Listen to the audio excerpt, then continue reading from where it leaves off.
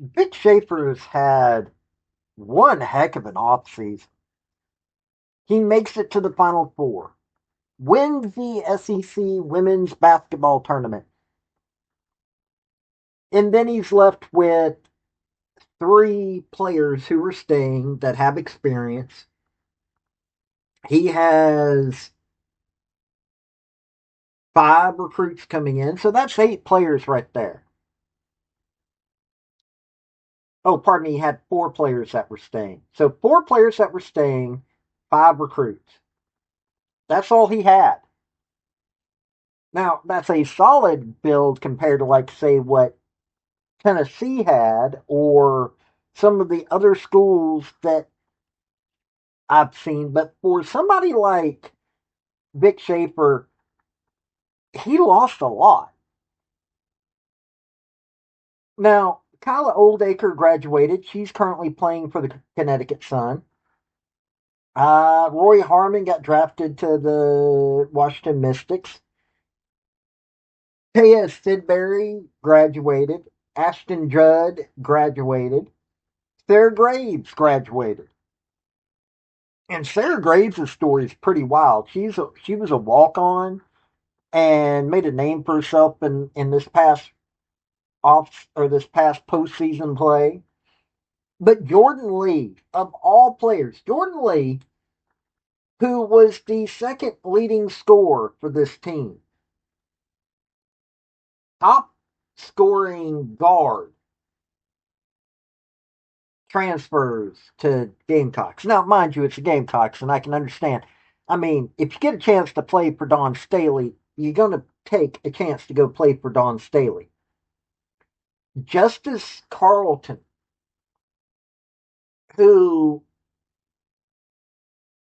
fourth leading scorer on this team, transferred to Houston. Now, I would not have picked Houston. If I was transferring out of an SEC school when you have the stats that Justice Carlton does, I would have picked any school but a Big 12 school. But, maybe she just really likes the Big 12. Or there's something about Houston. And Aaliyah Crump, another person that was a shock. Six leading scorer. Pretty darn good stats too. Several good things about her. She transferred to Carol Lawson's Duke. I don't know what's going on with that. Oh, by the way, before I get too much further into it, hey, I'm going to put products up from Academy Sports and Outdoors. They're going to be Texas related because this is a Texas related video. I am trying to get Academy Sports and Outdoors to sponsor me. And hey, if you like Texas, that's not the orange that I would wear because I'm a Tennessee fanatic. But if you like that orange and white, go right ahead. I got four products for you from the four sections of this video. And also, hey, check out Academy Sports and Outdoors. Whether you're camping, setting up to play some sports, whatever. Academy Sports and Outdoors, really good place to go checking things out. Now, we're going to cover this rebuild because it's basically a rebuild. I mean, yeah, you got five recruits coming in, but they're still recruits. Only one of them has an interesting amount of playing time outside. Got two transfers coming in, one with SEC play time. It's going to be a weird year. And it's going to show whether Vic Schaefer can continue going the way he's going, which I would, if he can, I mean, it's not that big of a deal, but for Madison Booker, I would like to see Madison Booker have another great season like she just did. So we're going to cover this. We're going to cover it by the numbers, as I always do, because you know me, if you come to this channel, you're coming here for the stats. If you've not been here, I'm a stats guy. I cover the stats. So let's cover this. Welcome to Redneck Sports channel. I cover women's basketball on here because this seems to be what everybody wants to watch. Artlist.io. I have an SEC bias. I have an American Athletic Conference bias. Why? Because I love both those conferences, both in football and in basketball, primarily women's basketball. Yes, once in a while I'll cover other sports, but we Music focus on women's licensing basketball reimagined. because that's what you folks seem to want. Now let's get into this. Let's take a look at the guards that are going to be at Texas next year. Now we're going to start with Brianna Preston. He was a little further down the list. One, two, three, four, five, six, seven, eight leading scorer on last year's team. She played 30 games, which is respectable.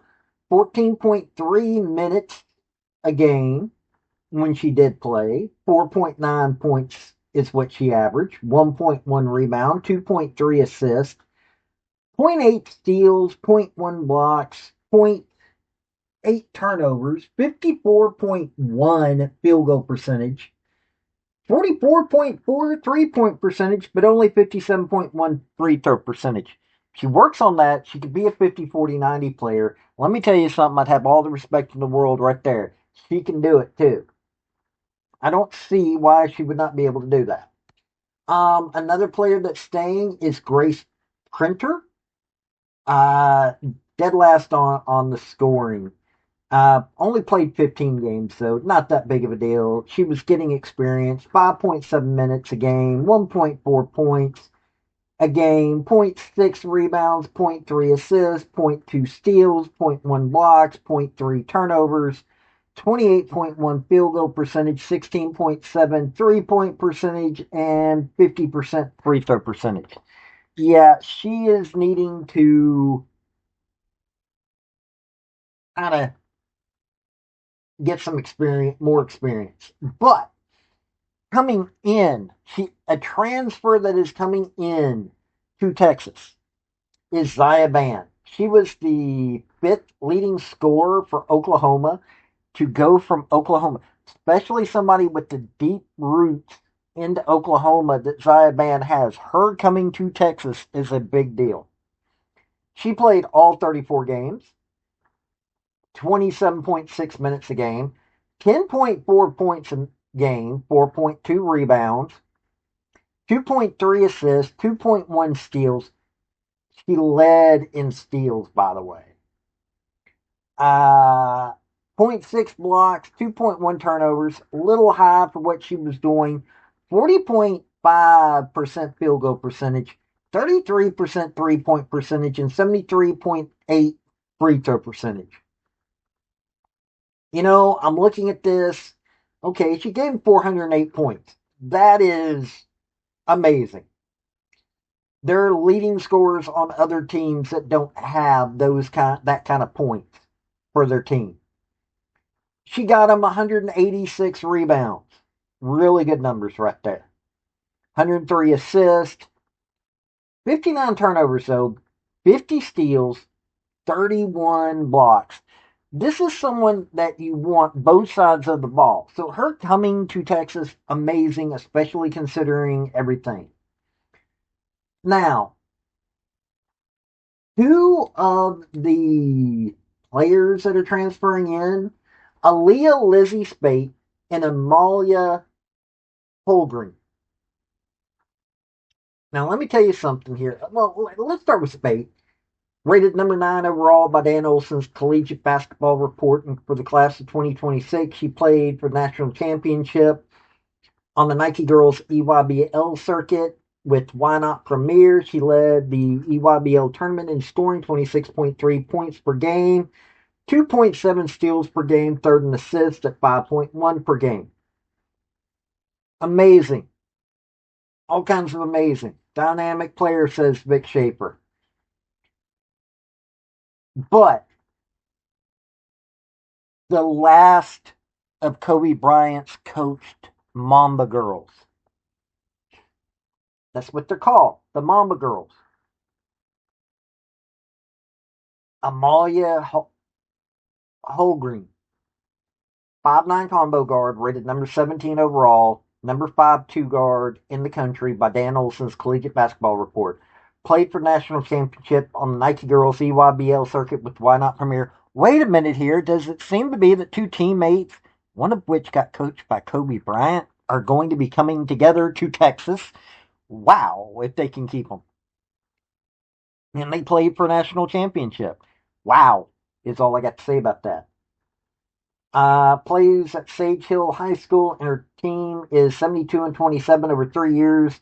In advanced Division One state championship game this year. Uh, on pace to become the all-time leading scorer. In her junior season, Holgren was MVP of the Redondo Union Tournament, MVP of the Pacific Coast League, first team All-CIF, and first team All-State. Holgren was part of the Mamba Academy and is the last current high school player coached by Kobe Bryant. She said she fell in love with the game, being coached by Bryant, tries to play the game like it's supposed to be played. So, this is the guards that are going to be, so far, that are going to be at Texas next year. Think about this for a second.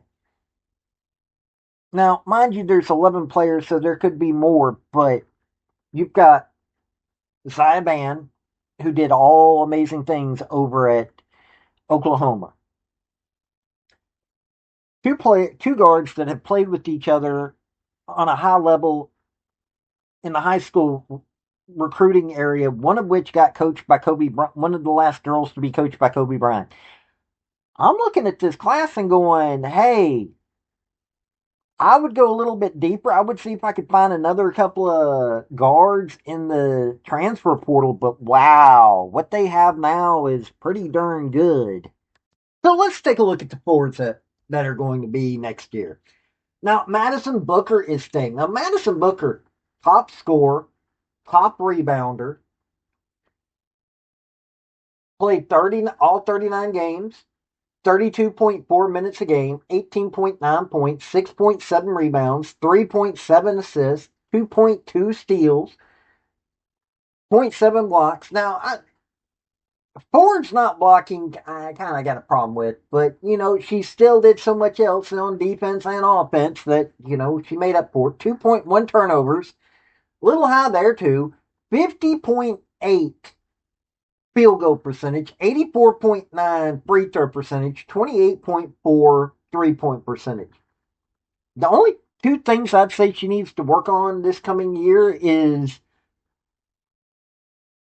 shooting and discipline, especially on the turnovers. But other than that, she's an amazing player.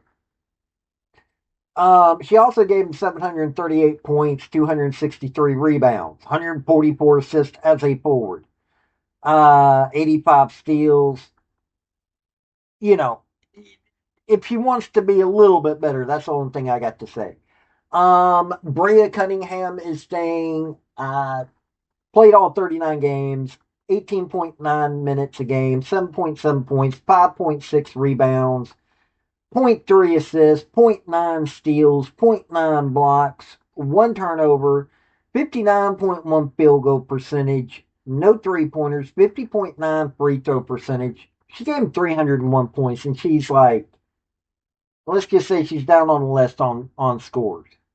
Also coming in is Jada Bediako, transferring from Marquette. Now, Bediako is counted as a forward on the stats, but at the same time, she's considered a center.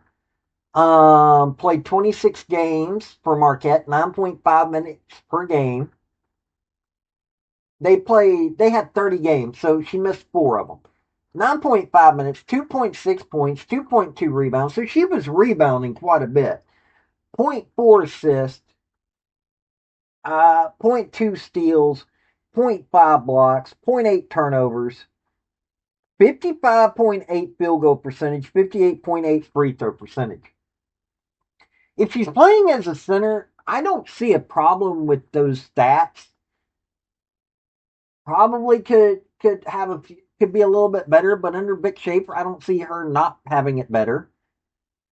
Now, they're getting Brianna Crittenden is number 8 recruit In the girls SC Next 100 class of 2026, committed to Texas. Um, she's 6'3", quintessential face-up forward in today's game, long and agile, sharpshooter ability from beyond the arc. Over the summer, while playing with her Jason Kidd select squad on the Power 24 circuit, Crittenden showed an impressive dedication to the glass as well as defensive end, so that's going to be useful. Addison Bjorn is coming in, number 10 recruit in the girls SC Next 100 class 2026. Uh, Bjorn received a massive amount of attention early on in her basketball career. She planned seven official visits in the fall and saw the process through the end, ultimately picking Hookham. She's 6'1", can fill many roles from slashing wing to facilitating forward to a ball handling matchup issue at the guard spot. She's also proven to be able to be a focal point of an offense. Her ability to switch between leading and supporting her team should translate very well from high school to college and beyond. So here's another forward that sounds really good. And one last player that's coming in is the Atut 6'2" forward from Dudelang, Luxembourg. She came over from to the United States to play high school ball at the IMG Academy, so she's got experience in both places. Played internationally for Luxembourg, representing the country in both youth and senior competitions, and has been with senior national team since the age of 16. 2024, she averaged 18.7 points and 13.4 rebounds. In other words, three really strong forwards that are coming in, along with, hey, Jada Bediako could provide a pretty fascinating center that could take over for Kyla Oldacre. Don't know if she's going to be able to quite fill those shoes, but still, and Brea Cunningham bringing in some experience. Interesting group of forwards. I was taking a look at this list of what Vic Schaefer is having to go through at Texas right now with these players. Hey, he kept four good players. Madison Booker, top of that list, and the other three are strong players. Bringing in Zaya Bam, amazing. Jada Bediako, I'm not sure of right now. She looks like she could be solid, but she played for Marquette. She didn't play for an SEC school, didn't play for a Big Ten school, didn't play for a power school. I don't know. But you take a look at the five recruits coming in. Amalia Holgren is one of Kobe's last mama girls. Is Kobe's last mama girl on the high school going into college level. Lizzie Spate looks pretty strong, and those two have played with each other. Brianna Crittenden, Addison Bjorn, and Izzy Atut all have strong resumes on the high school level. So you've got this situation where you've got a really strong class coming in of recruits. You've got a key backbone of your team from last year staying. You've got a backbone type player coming in from another school, and you've got a couple of or you've got another transfer that you're like, okay, not bad. You've got a few other players that you're going not bad. This is workable. Not to mention, Vic Schaefer is going to be able to still recruit. He's only got 11 spots filled. He can get up to four more players out of the transfer portal. I am sure he is looking around and going, okay, this is what I can do. He's looking to see. It's strange the people that left. Jordan Lee, you could argue one way or the other on that one. It really is one of those you can argue one way or the other. It's yeah, Vic Schaefer has done a lot, but it's Don Staley. If you got a chance to play for Don Staley, wouldn't you? But Justice Carlton going to Houston? Seriously? Or Aaliyah Crump transferring to Duke? I like me some Carol Lawson. I do. But you transfer from Texas that just made it to the Final Four. And if you stay, you would be important to making it there again because Vic Schaefer knows how to get there. And you go to Duke. I I like Duke, but right now Texas is much further up on that. But this is going to be an interesting team next year. I can't wait to see it, and I hope y'all will be with me on wanting to watch this team. Now, I'm always going to watch my Tennessee Lady Balls, but the Longhorns look like they're going to be a fascinating team. They really do. So, y'all tell me what you think. If you're a Longhorns fan, you tell me what you think about this team. This has been Paul with Redneck Sports. Y'all have a good day now. Bye. Hey, folks, before you leave, if you're can't become a member via my YouTube channel, which that's for my thinker. I've also got sports. I've got a Patreon. If you really, really want to help me out, I would be much appreciated. But hey, hitting like, hit subscribe, hit commenting, all those things really help me out. Have a good day.